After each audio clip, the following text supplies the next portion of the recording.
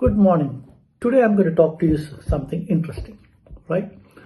So I want to talk to you about how do aircraft avoid mid-air collision, right? That means at any given point of time, there'll be around between 8,000 to 20,000 aircraft are airborne. So if you look at the sky, if you count, you can find about 10,000 aircraft flying at any given point of time. It depends on the season and the weather and all those, but still you will find about 8 to 10,000. Then but all these aircraft fly between the altitude of 36,000 feet to 39,000 feet. I'm talking about commercial aircraft. And they fly between this. So within this range, all these aircraft has to crisscross, right? There's no policeman, there's no traffic light. So how do they manage to avoid accidents in the mid-air, right? It still has happened, but 99% is avoided. How do they do that? There is one called TCAS. TCAS means Traffic Collision Avoidance System, right? TCAS, there is TCAS 1, TCAS 2, TCAS 3. Now the new generation called ACAS. That's called Airborne Collision Avoidance System. So these are the type of this one. TCAS is nothing but a transponder. You know what is transponder? Transponder is a combination of transmitter and a responder. That's what called transponder. So this transponder is stationed, they installed inside the electronics bay in the aircraft, inside the electronics bay. And this transponder is connected to two antennas, one on the top of the fuselage and one on the bottom of the fuselage. The antenna on the top will scan the sky above the aircraft, and the antenna on the bottom will scan the sky below the aircraft. Basically, it scans the entire area surrounding that aircraft.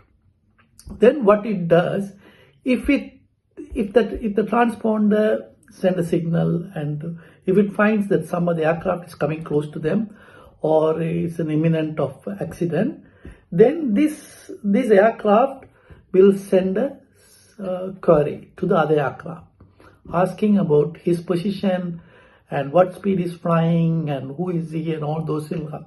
Then that other aircraft will respond with the first thing about his identification. It's called identification code, and identify that aircraft. Then it will give you other parameters like its airspeed and what altitude flying, all this. Based on that, this aircraft will give an alert. It's called advisory. It advises the pilot, say, traffic, traffic, traffic. It's an oral alert. Once that given, the pilot will respond to it, right? So how does the pilot respond? He will look out first. When you look out, you see there is it's a pitch dark up there in the night time they're flying. So there is a light. You would have noticed when you are sitting in the cabin near the window, you would have noticed there is a green light at the end of the right side wing, and there is a red light at the end of the left side wing. So if we see a green light, right? If the pilot sees a green light onto his left, then he knows that aircraft is coming towards him, because that is for that aircraft is right, but he is seeing from the left. That means it's coming towards the pilot, towards this particular aircraft. Then if he sees the green light on the right side, that means that aircraft is going away from him, right? So that is the one thing, then he can find the solution. Apart from that, he can do other parameters on the display unit. He can find out what to do and all those things. This is first TCAS 1. Then TCAS 2. TCAS 2 will give you not only advisory, but gives you the resolution, what to do. So TCAS 2 will tell the pilot, okay, there is an imminent threat, you climb up, climb now, climb now. That means go up now. it will tell this pilot. At the same time, it will tell the other aircraft that I have given this instruction to my pilot and you give a descent instruction. So that transponder will give the descent to that aircraft. So when both go, one fellow goes up or one fellow comes down, and this will fly off.